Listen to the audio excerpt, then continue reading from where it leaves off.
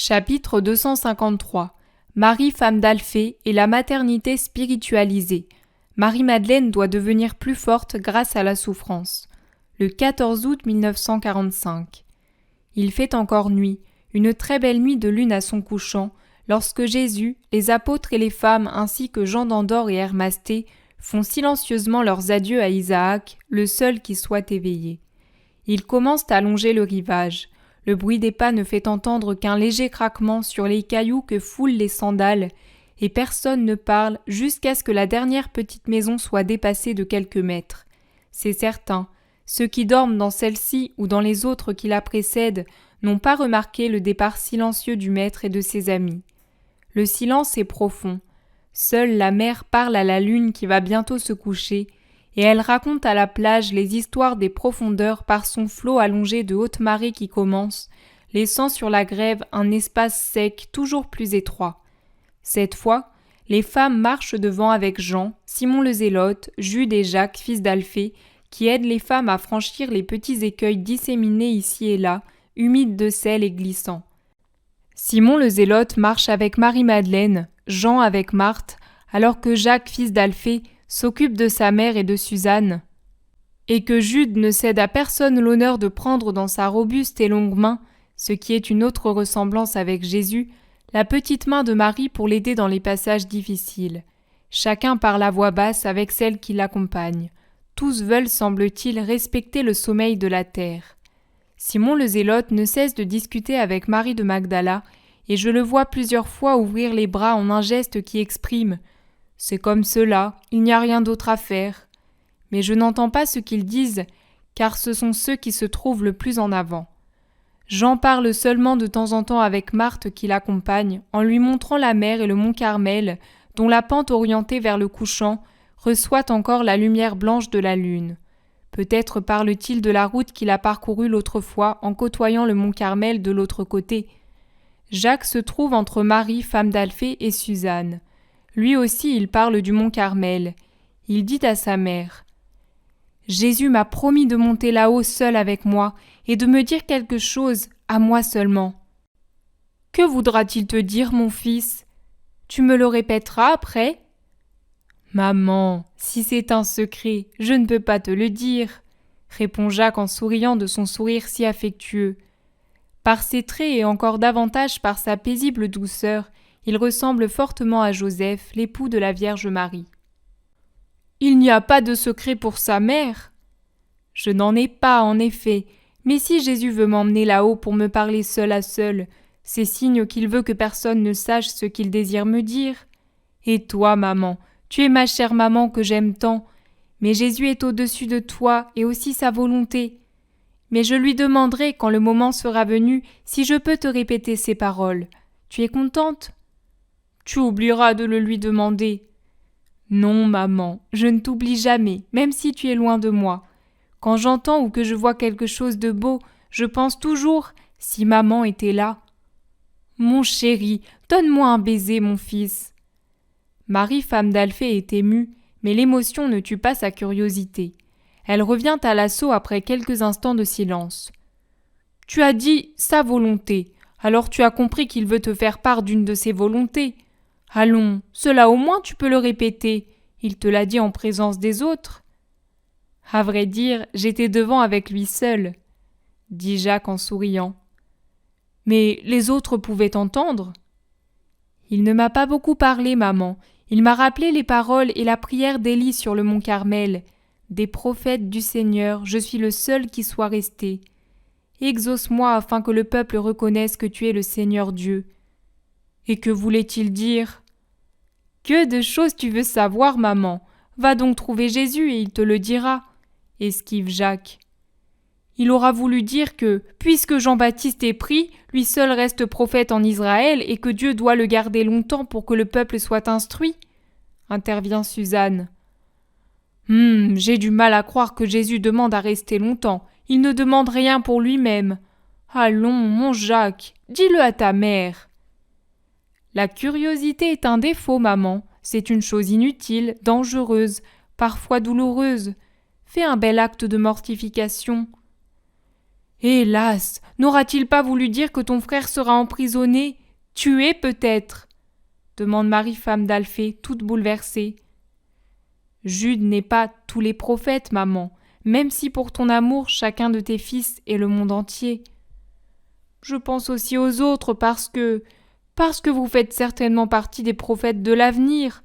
Alors si tu restes seul, si toi tu restes seul, c'est signe que les autres, que mon Jude, oh ! Marie, femme d'Alphée, plante là Jacques et Suzanne, et avec la vivacité d'une jeune fille, elle revient en arrière sans se soucier de la question que lui pose Jude, et arrive dans le groupe de Jésus comme si on lui courait après. Mon Jésus, je parlais avec mon fils de ce que tu lui as dit, du mont Carmel, d'Élie, des prophètes. Tu as dit que Jacques resterait seul. Et de Jude, qu'adviendra-t-il ? C'est mon fils, tu sais, dit-elle tout essoufflée par l'angoisse et par la course. Je sais, Marie, et je sais aussi que tu es heureuse qu'il soit mon apôtre. Tu vois que tu as tous les droits comme mère, et moi, je les ai comme maître et seigneur. C'est vrai, mais Jude est mon enfant. Marie, entrevoyant l'avenir, pleure abondamment. Oh, que de larmes versées inutilement, mais on pardonne tout à un cœur de mère. Viens ici, Marie, ne pleure pas. Je t'ai déjà réconfortée une autre fois. À l'époque aussi, je t'ai promis que ta souffrance allait te valoir de grandes grâces de la part de Dieu, pour toi, pour ton Alphée, pour tes enfants. Jésus a passé son bras sur l'épaule de sa tante et l'a attiré tout contre lui. Il ordonne à ceux qui étaient avec lui « Vous autres, allez de l'avant ». Puis seul avec Marie, il reprend « Et je n'ai pas menti, Alphée est mort en m'appelant. Pour cette raison, toutes ses dettes envers Dieu ont été effacées. Cette conversion à son parent incompris, au Messie qu'il n'avait pas voulu reconnaître auparavant, c'est ta douleur qu'il a obtenue, Marie. Maintenant, cette douleur que tu éprouves obtiendra que l'indécis Simon et l'entêté Joseph imitent ton Alphée. Oui, mais que feras-tu à Jude, à mon Jude ? Je l'aimerai encore plus que je ne l'aime maintenant. Non, non, il y a une menace dans ces mots. Ah, Jésus ! Ah, Jésus ! La Vierge Marie revient en arrière elle aussi pour consoler sa belle-sœur de la douleur dont elle ne connaît pas encore la cause. Mais quand elle l'apprend, car à sa vue sa belle-sœur pleure encore plus fort en lui expliquant ce dont il s'agit, alors elle devient plus pâle que la lune. Marie, femme d'Alphée, gémit. « Dis-le lui, toi ! Non, non, pas la mort pour mon Jude !» La Vierge Marie, encore plus exsangue, lui dit « Comment puis-je demander cela pour toi, si je ne peux même pas demander pour mon fils qu'il soit sauvé de la mort ? Marie, dis avec moi, que ta volonté soit faite, Père, au ciel, sur la terre et dans le cœur des mères. Faire la volonté de Dieu à travers le sort des enfants, c'est notre martyre rédempteur, à nous les mères. Et d'autre part, il n'est pas dit que Jude doive être tué ou tué avant que tu ne meures. Ta prière de maintenant pour qu'il arrive jusqu'à un âge très avancé, comme elle te pèserait alors, quand dans le royaume de la vérité et de l'amour, tu verras toutes choses à travers les lumières de Dieu et à travers ta maternité spiritualisée. Alors j'en suis certaine, à la fois comme bienheureuse et comme mère, tu voudras que Jude soit semblable à mon Jésus, dans son sort de Rédempteur, et tu brûleras de l'avoir près de toi de nouveau, pour toujours. Car le tourment des mères, c'est d'être séparées de leurs enfants. C'est un si grand tourment qu'il subsistera, je crois, comme une angoisse d'amour même dans le ciel qui nous accueillera. Les pleurs de Marie si forts dans le silence de l'aube naissante ont fait revenir tout le monde en arrière pour savoir ce qui est arrivé. Ils entendent ainsi les paroles de la Vierge Marie et l'émotion gagne tout le monde. Marie de Magdala pleure en murmurant « Et moi, j'ai causé ce tourment à ma mère dès cette terre. » Marthe pleure en disant « La séparation des enfants d'avec leur mère est une douleur réciproque. » Pierre aussi a des larmes aux yeux, et Simon le Zélote dit à Barthélemy « Quelle parole de sagesse pour expliquer ce que sera la maternité d'une bienheureuse !» et comme une mère bienheureuse donnera la juste valeur des choses au travers des lumières de Dieu et de la maternité spiritualisée, cela vous coupe le souffle comme devant un lumineux mystère, lui répond Nathanaël. Judas dit à André, « Présentée de cette façon, la maternité se dépouille de toute pesanteur des sens et est comme portée par des ailes. Il nous semble voir nos mères déjà transformées en une inconcevable beauté. » C'est vrai, la nôtre, Jacques, nous aimera de cette manière. Imagines-tu comme son amour sera alors parfait, dit Jean à son frère. C'est le seul qui ait un sourire lumineux tant il est ému et joyeux à la pensée que sa mère arrivera à aimer d'une manière parfaite. Je regrette d'avoir causé tant de douleur, dit Jacques fils d'Alphée, mais elle en a deviné plus que je ne lui en ai dit. Crois-moi, Jésus. Je le sais, mais Marie est en train d'effectuer un travail sur elle-même. C'est un coup autrement plus fort que le scalpel. Celui-ci lui enlève pourtant un bien grand poids mort, dit Jésus. Allons, mère, assez pleuré. Cela me fait de la peine que tu souffres comme une pauvre femme qui ne connaît pas les certitudes du royaume de Dieu. Tu ne ressembles en rien à la mère des fils Maccabée, lui reproche sévèrement Jude tout en embrassant sa mère. Et il finit avec un baiser sur la tête, sur ses cheveux grisonnants. Tu as l'air d'une fillette qui a peur du noir et des histoires qu'on lui raconte pour l'épouvanter. Et pourtant, tu sais où me trouver, en Jésus. Quelle maman, quelle maman! Tu aurais pu pleurer si on t'avait dit que plus tard je devais trahir Jésus, l'abandonner, devenir un damné. Alors oui, il t'aurait même fallu pleurer du sang.